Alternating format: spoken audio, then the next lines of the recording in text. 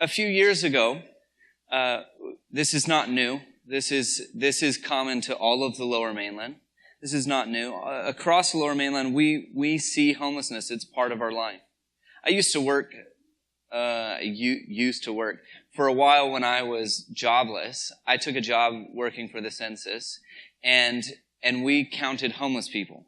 Like, that's one of the jobs that we did, is that for 2 nights, we would go out and we set up this big canvas. This was in New Orleans, this big canvas, and we would canvass the entire city in 2 nights. So from like 10 p.m. to 6 a.m. for 2 nights in a row, and we just covered every city block and everything for those 2 nights, and we would count homeless. It was part of life. It was, and leading up to that, you start researching, okay, where do they hang out? Like, what kinds of places do we need to be to make sure we count everyone, so that we need to know? And one of the reasons we do that is so that we can provide the proper services, so that we can begin preparing for what the city needs and what we need to do. Maple Ridge has the same questions that go about. And for a few years now, homelessness has been a primary topic in our media, in our conversations with the community, among nonprofits. Housing has just gone through the roof. It's just ridiculous. Trying to find a home or a place to live, just simply a place to live, if you're on some sort of government assistance, is almost impossible. Never mind if you have a need for more than one studio apartment or basement suite, right? And so this has been part of our life as Maple Ridgers, as Vancouverites or Lower Mainlanders. This is just part of the world that we live in. We run across homeless people, and we have a reaction, we have a response. Most of the time, that response is to pull our kids in tight, to pull our dog in tight, and to put our heads down and press on just at a slightly quicker pace than previously walked. A few years ago, it got worse. Not because there's more homeless people, that's ridiculous, right? It got worse because the city began making some decisions. There's a large creek that runs behind the carrying place, if you've been back there, and they put up a fence, and they pulled everyone up out of that space. And what was going on in lots of Maple Ridge, I think about it like this: if you can't see the house across the street because there are trees or there's some sort of wooded space in between, or a building, there's somebody living in that space. That's the state of Maple Ridge, and it's pretty rough.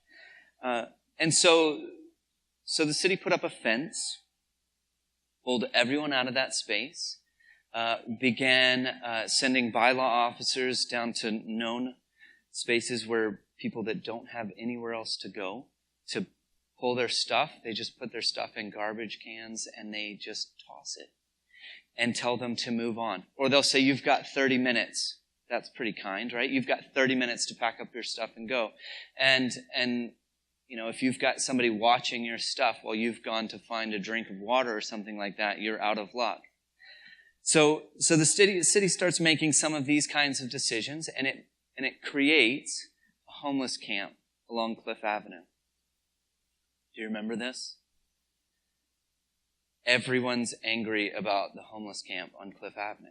Everyone is angry about homeless camp on Cliff Avenue. Along the way, we get these lovely reports in Maple Ridge News about homeless people and about the people living back behind the carrying place and the things that it's doing to our cities and the needles that we find and the garbage. And I kid you not, this man referred to people as human garbage, filthying up our community. In the news, in public, on public paper, he printed human garbage about a person that has a family, that has a life, that has a history, that has a reason for their homelessness, that went through some sort of tragedy to be in the place that they are. Human garbage. Well, that's lovely. And that's kind of been where we've been at. For 2 years now, we've been watching this media storm of Facebook posts and ridiculousness. Someone just like I saw on that walk, I've seen pictures of people just like that posted on Facebook and said, like from a distance, like from here to the house across the street, the picture is taken. And they're like, watch out, this guy's hanging out at something. And he's just minding his own business. This is the sort of state that we're in. And it keeps going, and we've hyped this up. Is anyone, you don't have to name yourself, is anyone on Concerned Citizens of Maple Ridge Facebook group? I did this for like 3 hours. I can't even believe that people say the things that they do and attach their face to it. And I get like, a comment on a news article where it's anonymous and you're hiding behind something. But Facebook, of course, is completely public. And the things that people post is just unbelievable. The Hammond Neighbors group that we sit in Hammond here has actually banned conversation on homelessness because it produces so much hostility on Facebook that they can't even talk about it. That's the state, this hyped state that we're living in. So this guy writes this article about human garbage and all of this other stuff. And what do we do with him? Oh, well, he's an upright citizen. So we put him in charge of public relations for Maple Ridge. That's not a lie.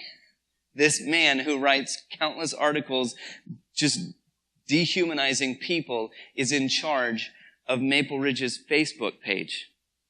So as we go along, and when Maple Ridge decides that we're going to cut, or that they're going to cut funds to go to the Caring Place. Caring Place is publicly funded through a grant from BC Housing, not at all in relationship to Maple Ridge's money or finances. So when they voted to defund the Caring Place, what they really meant was, we're going to send a stern letter to BC Housing that they should rethink the money going into the Caring Place. Anyway, so when they did that, I wrote an open letter. I said, first of all, here's the problem with this situation. You haven't consulted anyone with housing in the city. You haven't talked with the Caring Place. You haven't talked with Alouette Housing. You haven't talked with Cythera, who runs a house for women escaping abuse. You haven't talked to anyone that handles people that are living on the streets. Don't you think you should rethink this decision that you've made on your own, which includes somebody on the committee that writes articles in the paper about human garbage, and includes somebody on the committee that long ago fought for his life to keep the Caring Place from ever coming into our city? Seems a little biased. Seems like a problem. Seems like something we should be talking about. And so guess who responds to this open letter on Facebook? Maple Ridge. This same guy who writes about human garbage. And he just launches into me. My self-righteous Christian blah, blah, blah. And he just keeps going and just like spews hate and ignorance and like just violent words. And it was just unbelievable. I could not even believe that they had put this. And then I started looking into it. Who is this person? I was like, is this the mayor? Like, I can't think of anyone else that's like would feel the authority to actually put these words on paper. And I start reading into who this is that's responding to me, because it's all behind the Maple Ridge with their pretty little logo. And it's this guy. that talks about human garbage and the state of our community. And the reality is, here's what we want to dig into, is that we have a real problem in our community. We have a 80 to probably 150 people in small Maple Ridge living on the streets with nowhere to go, with no one to turn to, with no treatment for any kinds of addictions, with no treatment for any kinds of mental illness, with no one to back them up or offer them the support or provide for them the necessary opportunities to get things fixed. Now, you can think what you want about how somebody got into a situation of homelessness. You do whatever that you want to do on your own. But the reality is, each of these people have a story. Just like you have a story, and you've been in difficult moments in your life, and you've gone through hardships, and most likely, because you're here and you're clothed and you're going home to a sheltered space, most likely that also means that you had somebody to help you out when something went super haywire. I know I did. I know my family's been in a place where without the help of a few really loving and caring people, we could be anywhere. We would not be here. Each of these people have a story. Each of these people have a reality of what happened and how they got there. And sometimes you can go back and look at decisions that they've made that have produced this situation. Other times you can look at tragedy in their life, or you can look at moments when there was no one there to offer them the support they need. Other times you can look at the history of someone and see and go, oh yeah, I'd be in that same place too if that was my story. The reality is, we have a story to tell about our lives and about our place, and it moves us forward. And a lot of those stories contain somebody that just saw us in need and cared for us. So I guess the mayor saw my letter, and she invited me, after they've put up this temporary shelter that's now permanent, I guess. Anyway, or temporary for a longer period of time. It's confusing. So the mayor invited me to come and sit down and have a conversation with him. The temporary shelter's been up for a month. The caring place looks clean. The shelter looks clean. There's nobody hanging outside. The streets are clean. There's nobody talking about it on Facebook because we can't see it anymore. Let's be honest. And she tells me, all of these people are housed. We've already housed this many people, and the numbers in the shelter are getting smaller and smaller because we're housing them. And I said, well, that's not really the best way to go about this. And whatever, we have a conversation. Oh, and by the end of this 6 months, they will all be housed. I heard one laugh. That's the truth. Because a month in, they had found homes for like 20 people. They're cheating. They have resources that the caring place never had. Not that this is bad. They're putting more resources into it. This is great. This is helpful. They're using, say, a house, and they're grouping 4 people and taking the housing assistance money, and it's enough when you put people in shared housing to make that work. But then it causes problems, because it causes problems, right? Anyway, and there's nobody hanging outside, and she's like, without any, and she tells me this, without any adverse effects on the community around it, we've put this shelter in place and we're housing people. 3 months later, of course, the shelter we get a public notice that the shelter is no longer allowing anyone to enter because they're full and because they're trying to get people out by that 6-month deadline. So they can't let anyone else come in, but there's a need for it, because if they do, then they won't get everyone out and they won't be able to close the shelter. Anyway, it's quite comical. Turns out we still have a shelter. We still have the caring place because that's all needed. Our community needs resources. So we're working on a new plan. But nobody likes this plan because there's so much anger and hate and vitriol in our community that anything we say, anything the mayor says we're going to do, anything city says we're going to do, nobody's a fan.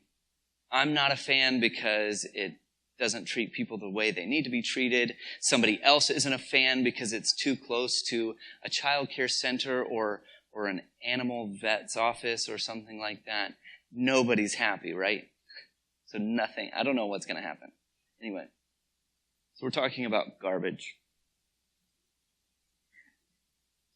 We finished. Let's do some biblical garbage before I finish that.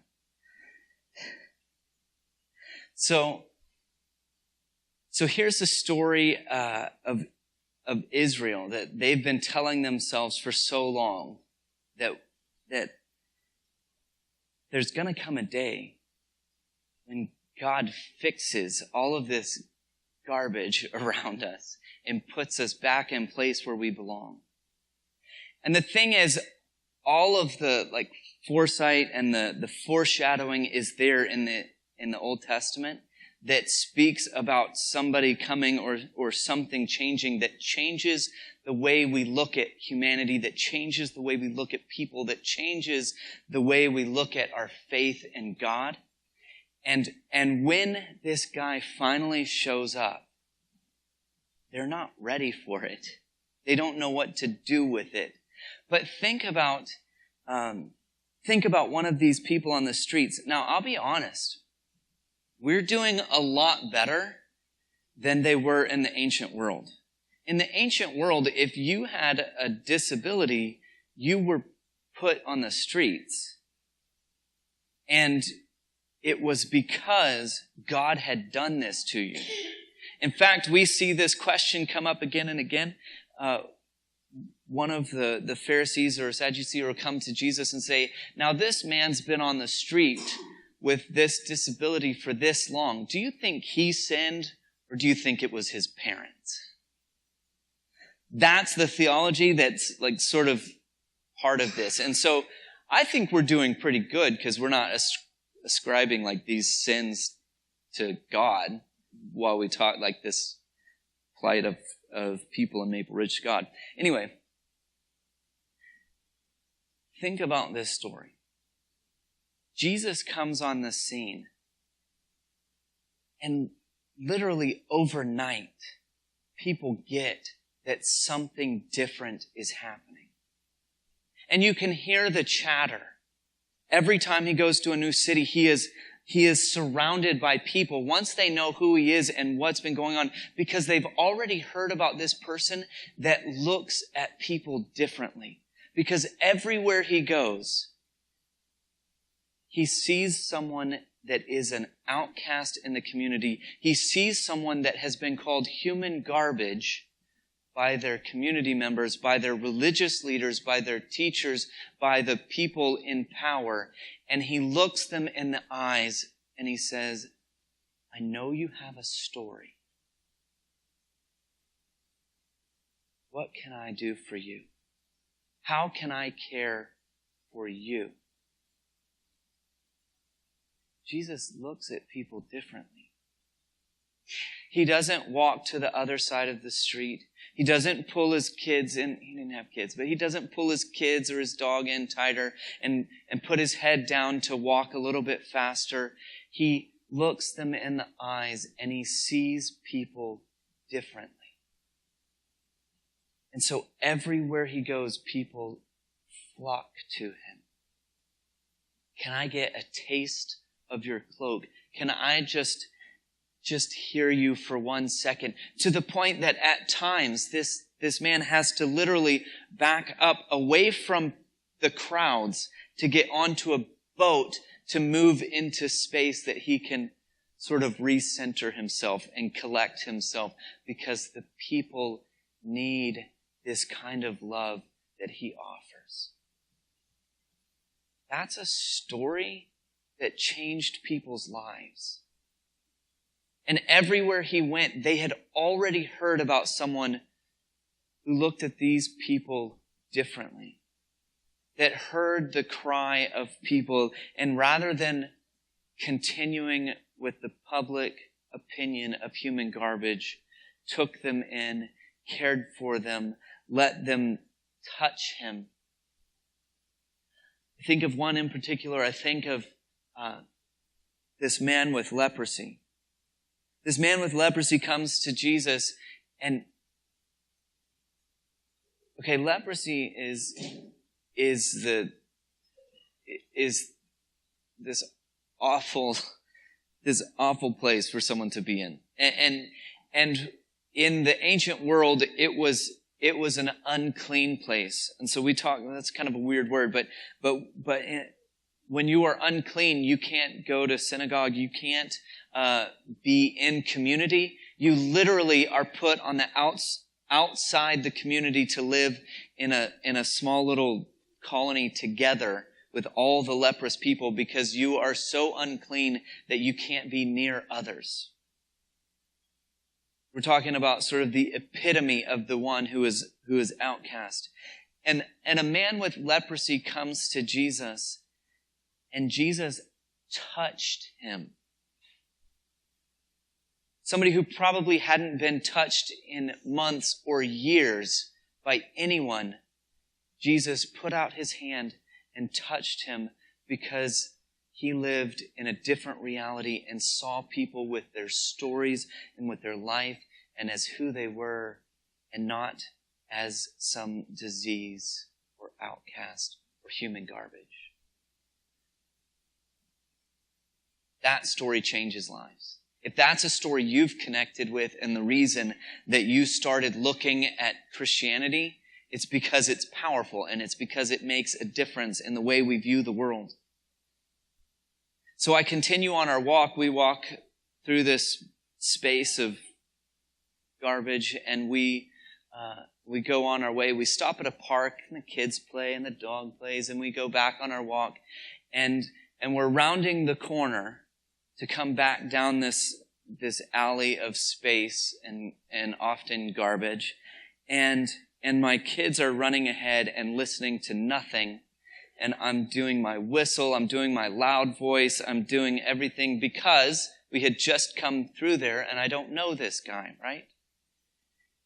We get around the corner to see Chaim all the way down at the end, and a stick, this is weird, a stick is planted in the ground with a bag hanging off of it. Chaim hasn't been slowed down at all. He is kicking this bag up above him. I ripped my jeans like that once. Tells you that's not the first time. He is kicking this bag, and I don't know if it's this guy's stuff. I don't know if it's what. And so now we're like, now it's not just the loud voice, it's the yelling voice. Chaim, stop! Get back here! And as we come around and we look, and the whole entire space is clean. There's no garbage anywhere. The guy is gone. All that's left is this bag of garbage sitting on this stick, waiting for the next kind person to take it to a dump.